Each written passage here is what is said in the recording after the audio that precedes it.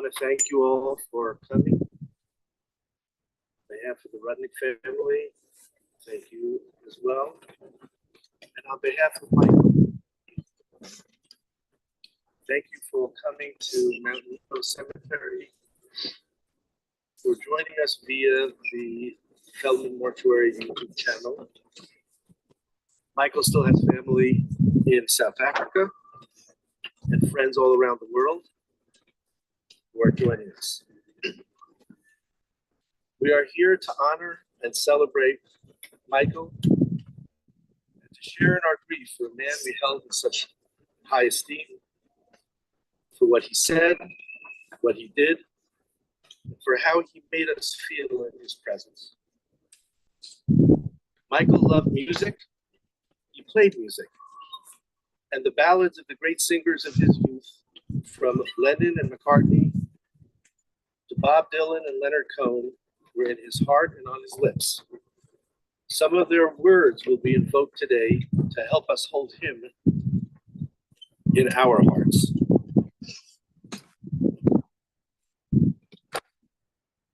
If It Be Your Will, by Leonard Cohen.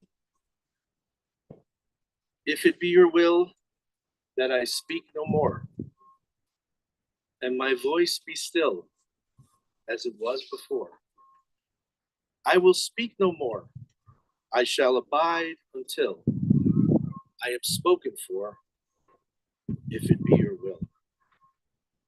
If it be your will that a voice be true, from this broken hill I will sing to you. From this broken hill all your praises they shall ring, if it be your will to let me sing. From this broken hill all your praises they shall ring, if it be your will to let me sing.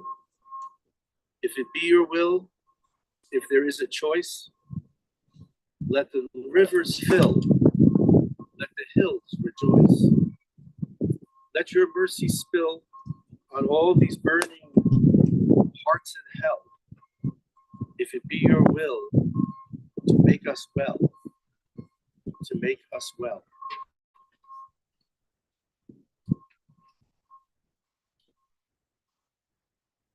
From Tehillim, the book of Psalms. Ma'adam vatadaehu, ben anosh vatichashvehu. What of a unique being that should be noticed, of a person that should have any significance? Adam lahevel dama yamav kitzel over. The human being is likened to a mere breath, whose days are like an ephemeral shadow. Yemei shenotenu bahem shivim shana, kigaz chish vanaufa. The span of our life is 70 years. They pass by speedily, they fly away and disappear. In an interview Michael gave as he was accepting the professional role at the ADL, he was asked to tell a story that was a defining moment for him. This was Michael's answer. Deciding to emigrate from South Africa was a watershed moment for me. I was very attached to my family, and approaching them to discuss the issue brought out all sorts of emotions. For several weeks, I went back and forth in my own mind, and then made up the mental leap to the conviction that I was equipped and prepared to give up everything familiar to me and make the leap into the unknown. When Michael started losing weight precipitously, he knew it was a watershed moment for him. Rosalind implored him to see a doctor. Michael already knew he was dying. He had made the mental leap to the conviction that he was equipped and prepared to give up everything familiar to him and make the leap into the unknown. As he knew he was dying, he did not want visitors. I asked to come see him. He told me he'd call me, and when he didn't, I texted him. I'm waiting your call, as I want to be with you. His short reply was, I know. Many of you wanted to see him, to let him know that you loved him. He knew. My friendship began with Michael in 2004, as 5 of us convened around the dining room table at Ryan and Vivian's home to study Kabbalah. I knew after a few weeks I was with a mystic, a man who, though as rational as any one of us, had access to unseen reality. He shared with us a premonitory dream he had had when he was only 7 years old, in which he had seen the future. He had previously never told anyone that he had that dream. Michael studied with me for many years. I've always waited for his incisive question because it never failed to bring us to a deeper understanding of a text we were struggling to understand. It may have been a text from the Zohar or an excerpt from one of Brian Greene's books on quantum physics. As the Baal Shem Tov taught, Torah is not just found in a text, it pervades life.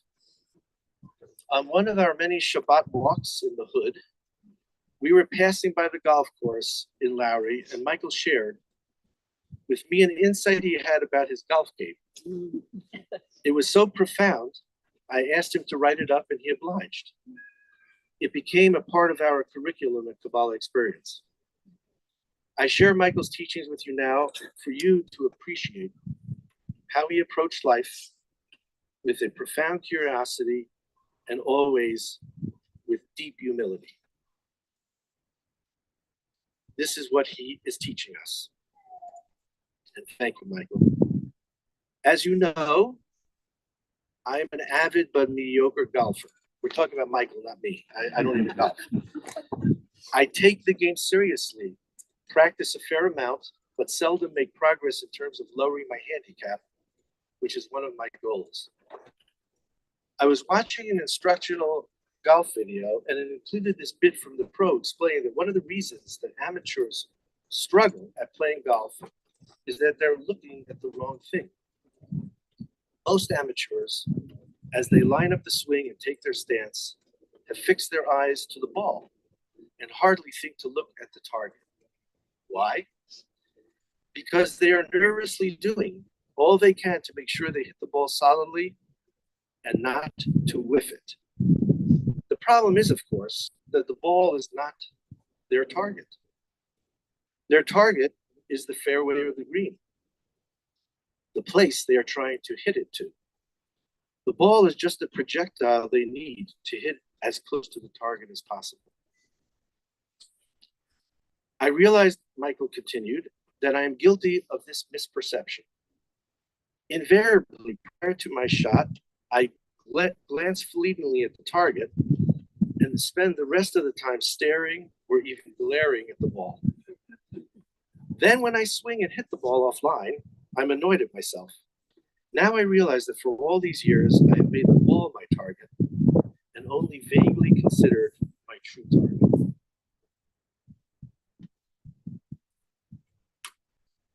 You'll see this is not just about golf. Because this notion resonated with me, the next time I played golf, I made a point of following the suggestion. Guess what? I hit the ball as well as I ever have. The following time again, I had another almost flawless round. Wow. It occurred to me that maybe I have performed so poorly for so long because I confused the ball with the target. Not sure how I ever confused the two, but boy, did I. Michael then concluded, what do I take away from this? I'm not completely sure yet, but I know something profound shifted in me.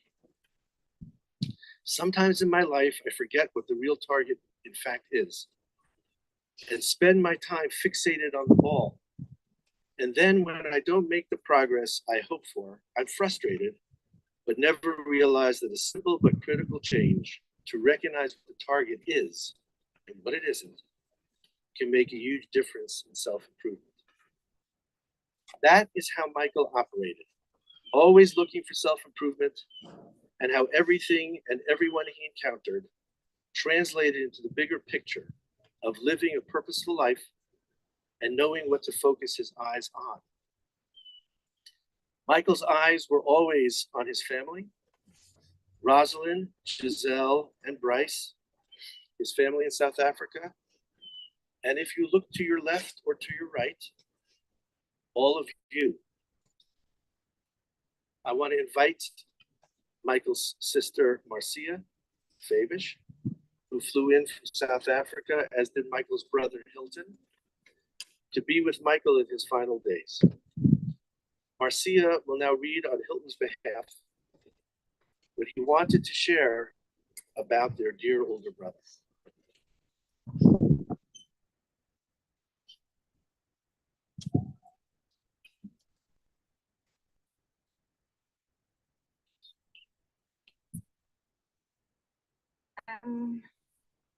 Hilton was here and he wanted me to share some reflections with all of you. He wrote this at 3 o'clock in the morning one night after sleep. He was sleeping next to Michael. Well, not really sleeping. He said he was up most of the time, and I said, "What were you doing?" He said, "I was watching him breathe."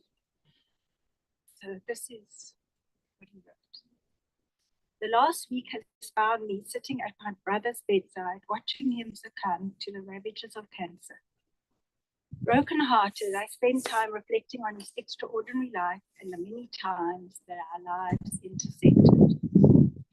Growing up and being 6 years younger than him, he was impeccably positioned to have a most profound impact on my emerging interests and understanding of the world. As teenagers, we would spend endless hours jamming to the songs he had written. Me on piano, him on guitar.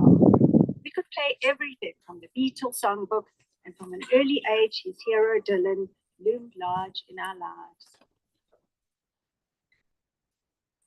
When we finally formed a band years later, it was his lyrics and music that fueled our repertoire. It's true, you won't have heard of our band, other people. But we had a decent run playing clubs in Johannesburg in the early 1980s. You can also catch a glimpse of us doing a number on Michael's wedding video. Somewhere amongst his possessions are several thousand, yes, thousands, well-conceived lyrics of songs not yet played. He continued to effortlessly write them just for the hell of it, all through his life. One day we hope to all read his magnum opus book on which he had been toiling on all these years. He had many gifts, my brother. Excellent with people, sociable, knowledgeable. He built networks of friendships. His ability to converse on anything from trivia to philosophy was a hallmark of his character. In the presence of Michael, no one ran out of conversation. He was simply able to connect with anyone. I so looked forward to our regular long-distance chats where we would shoot the breeze on world affairs, books, movies, science, religion, and always his most treasured topic, his family. He lived for his family, Bryce, Jill, and Roz, bringing me up to speed on the vicissitudes of their lives. They were by a long shot his proudest accomplishment. Bryce and Jill, sensitive, caring human beings with deep sets of moral principles, are the greatest tribute to him and Roz as parents. Although we live 20,000 kilometers apart, I reference Michael more often than he would ever know. Every time I read a book, watched a show, or heard a song I liked, I would think, I wonder if Michael would like this. I should tell him about this. Well, there is much to say about Michael. His prodigious talents, his great nature, his wise counsel, his infectious, easy laugh, as I think about life without him, I can barely imagine it. Leaves a void that cannot be filled.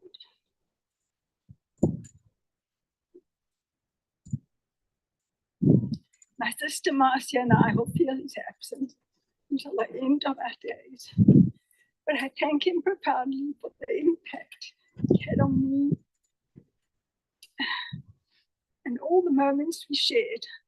I'm sure many of you share the same sentiment.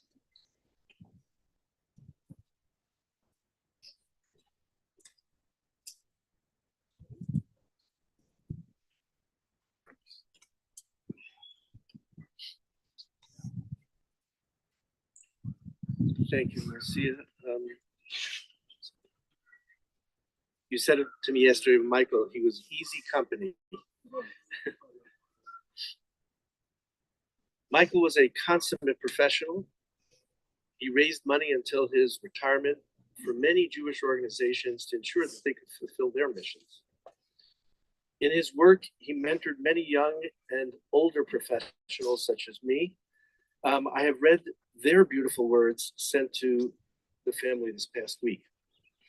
What I have heard most of all, repeated over and again, is what Michael was proudest of most, his children, and how much he loved them. I'm calling up Bryce and Giselle to share their reflections about the world's greatest dad.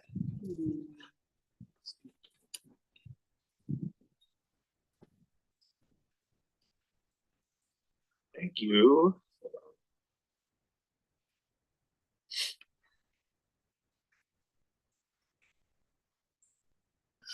Okay, good crowd here. Thank you everyone for coming out. I think my dad would rather be playing golf, but you know, this will do. Okay, sorry. So yeah, we've been getting a lot of sympathy and apologies throughout this incredibly difficult time, and they are so appreciated, but they also aren't really necessary. I am lucky. We were lucky. My dad was a great man, and we got to spend a lot of time with him. He was like a father to me.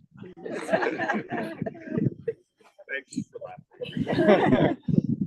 Our dad was the best dad. I'm sorry. I know you think yours probably is or was, but it is absolutely no contest. When he was in the hospital, he asked me if I thought our family's relationship was special. My answer was an immediate yes. Our mom, who has been so strong through all of this and continually shown empathy and grace, who taught my dad a love of travel and taste for new experiences he certainly would not have had without her. My brother, my partner in crime, and the evil twin. And of course, our dad, the Homer to our Simpsons, the Tom Petty to our Heartbreakers. The light that was and is my dad will always shine brightly. It will continue to touch not only our family, but also all of you, because it goes without saying, he had an impact on everyone who was fortunate enough to be in his orbit. I wouldn't change a minute of it for anything.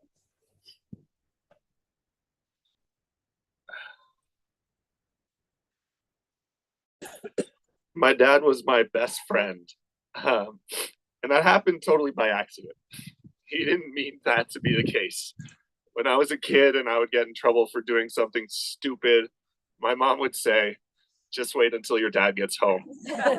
And I would be quaking in my boots because there was nothing worse than disappointing my dad. But there was also nothing better than making him proud or making him smile, or best of all, making him laugh. My dad had the best laugh in the world, and he gave it away easily. We spent many nights watching TV together, although it would take us 40 minutes to get through a 20-minute episode of Bob's Burgers because I kept having to pause the TV while he laughed. I thought his laugh was funny, so I would laugh. And he thought my laugh was funny, which would make him laugh. And so once we started, we would both laugh until we were out of breath. He laughed so much he probably staved off the cancer for 8 years. And when he found something funny, he laughed with all his heart. That was my favorite sound in the world.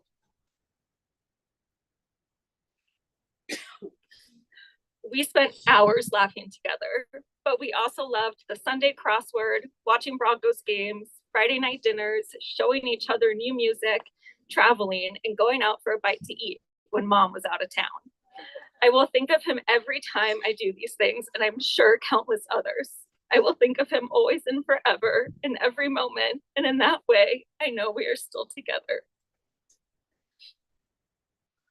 Still going. When I was young, my dad and I would play catch in the backyard. And, you know, he was South African, so he played rugby or cricket. We were playing baseball or football, so his aim was all over the place. I'm catching balls to my left, to my right, jumping up or scooping them off the ground. Basically, the ball would go anywhere but right to me. But the thing about it was that it made me better. I could catch anything. And that's a perfect analogy for who my dad was. He made things better just by being there, just by being him, even when he didn't mean to.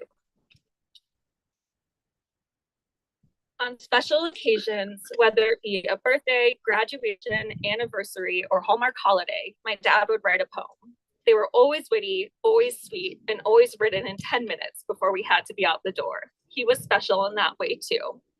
Now, to celebrate him, we want to share a short poem written in his honor, followed by reciting a stanza from the Bob Dylan song, Forever Young, which he relayed to us as his weekly blessing.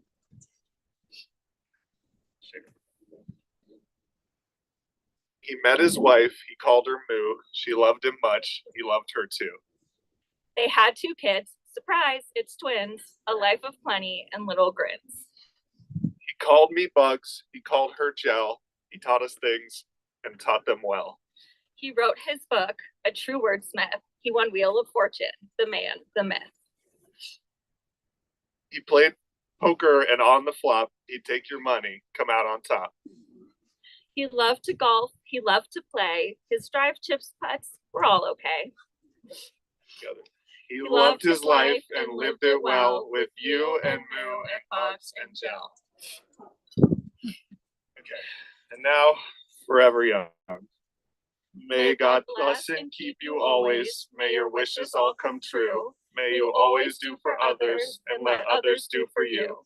May you build a ladder to the stars and climb on every rung. And may you stay forever young. Love you, love Dad. you, Dad.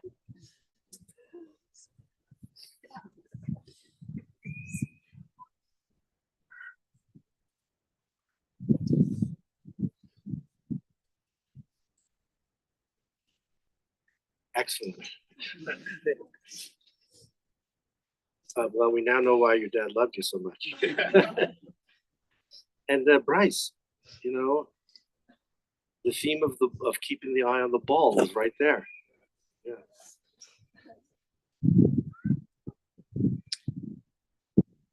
Before we recite the traditional prayers, the casket will be lowered and we will all participate. Again, there's no requirement for you to participate, but if you would like to, the idea is for the community to help in the burial. And that's why we have this many shovels in the dirt for everyone to participate. My wife Rita and I went over to the home yesterday, and Rosalind said to me, "There's one more thing I want you to know about." And I think we all understand. How can you summarize a life? You can't. We weren't there for all of the moments of birth, toddlerhood, childhood, adolescence, and the decisions that Michael made all along the way. But I hope that you take away a lesson from his life, which is, what is the ball and what is the target?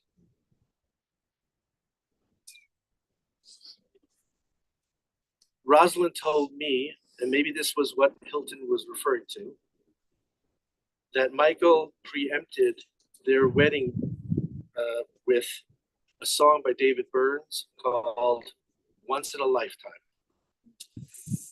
It's a song which expresses our human story, the questions we raise over the Passover holiday, which we just celebrated. And the Passover holiday, if we had to summarize it in one word, well, it's actually two Hebrew words, ma nishtana. But I would want to suggest that we put different vowels under the word. So instead of ma nishtana, ma nishtaneh.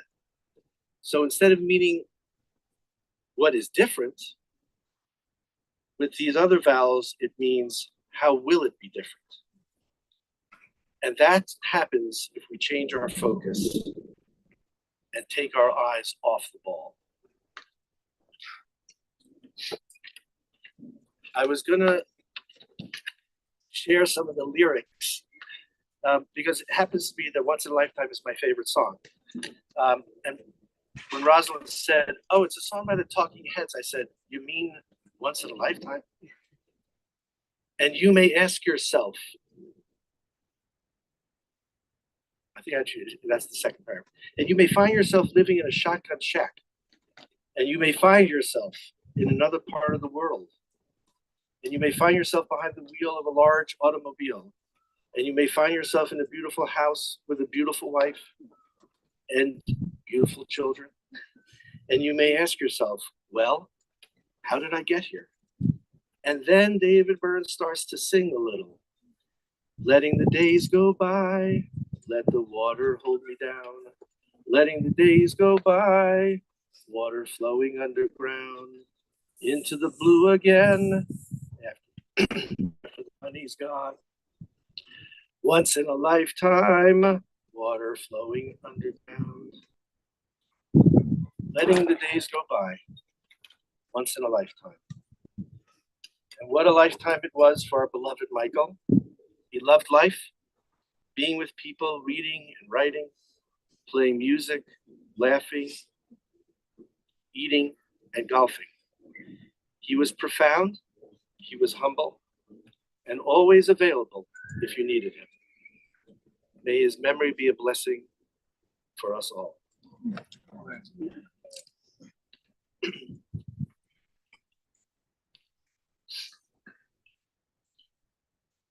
We're going to lower Michael into the ground.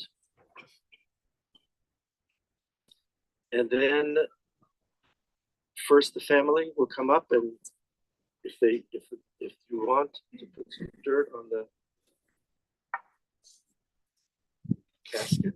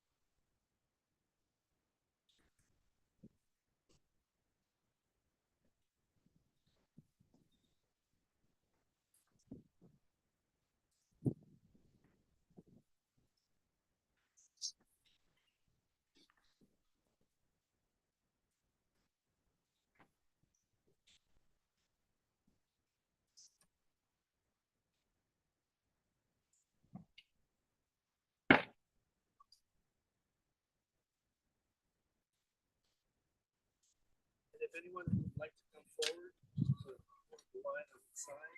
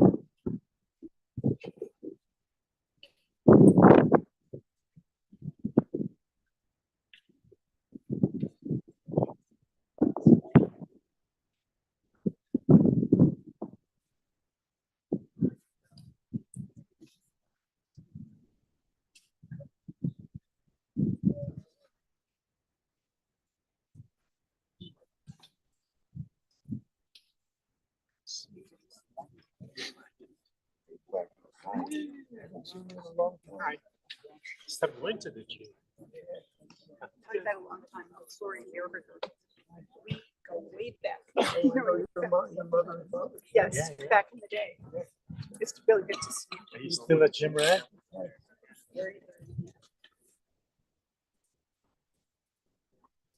Still in the gym? Yeah, good for you. Yeah.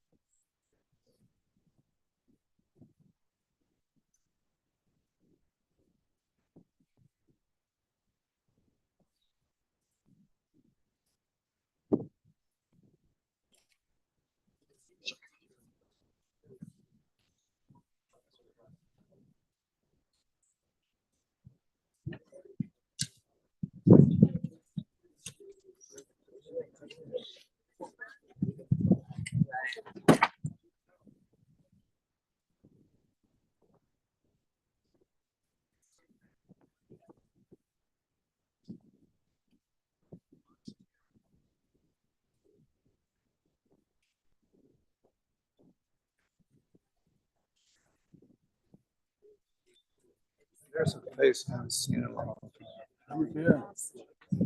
See you.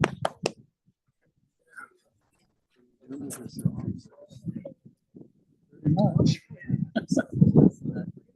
Live over, it's the only place I want to live. It's easy. Good. Good to see you.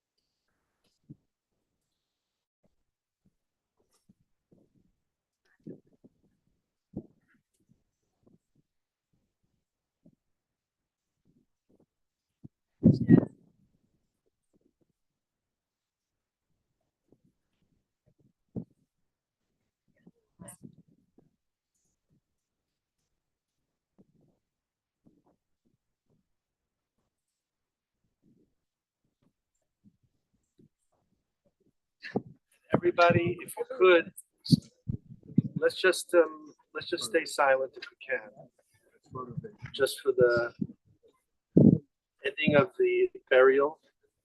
We will say a traditional prayer afterwards, and then the family will rise and recite the Kaddish.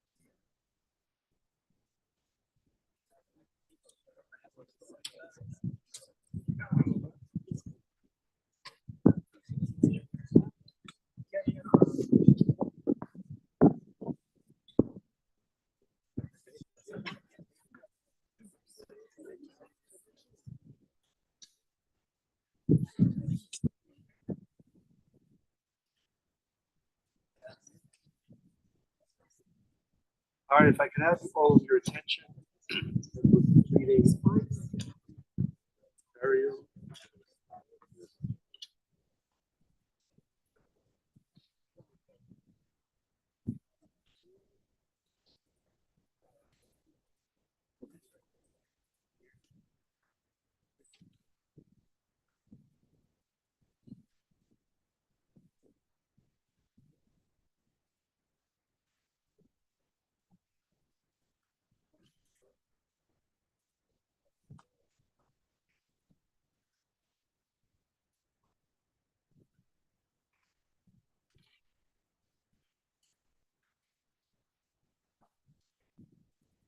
El Mali Rachamim, Shilchem Bachamim, Amatzim Yukonachona, Al Kanfei Ashina, B'malos Kedoshim Utahorim,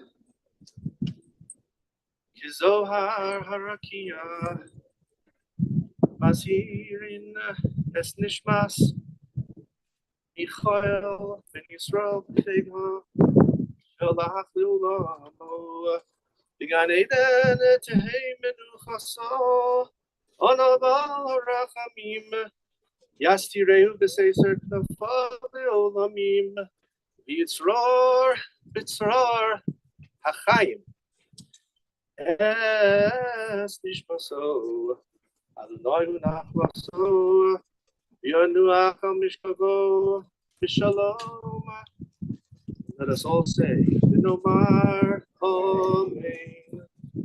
Merciful One who dwells on high, provide a true rest on the wings of divine presence.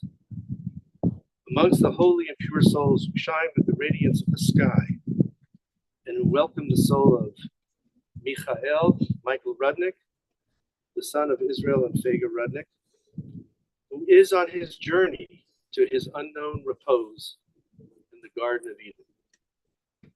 We beseech the Merciful One to shade him forever under divine wings and to bind his soul up in the bonds of all of our lives. May he rest peacefully with his ancestors, and let us say, Amen. The family will rise and recite the Kaddish.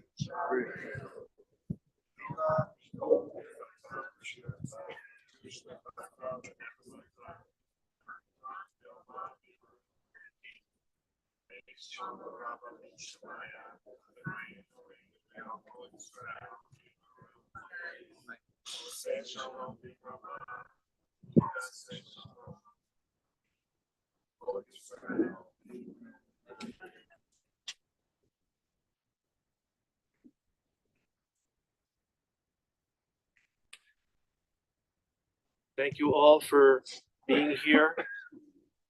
Keep Michael in your heart and the Rudnicks, all of them. They will be accepting visitors as of 3 o'clock this afternoon. We will have a mincha service at 6 p.m. and end today's Shiva at 8. There'll be another day for visitation tomorrow from 10 to 5 at the Rudnick's home in Lowry. Michael would say it's a beautiful day for golf, so I can't go for a walk with you. I'm sorry. But he's with us in spirit and in his soulful presence. Love to you all.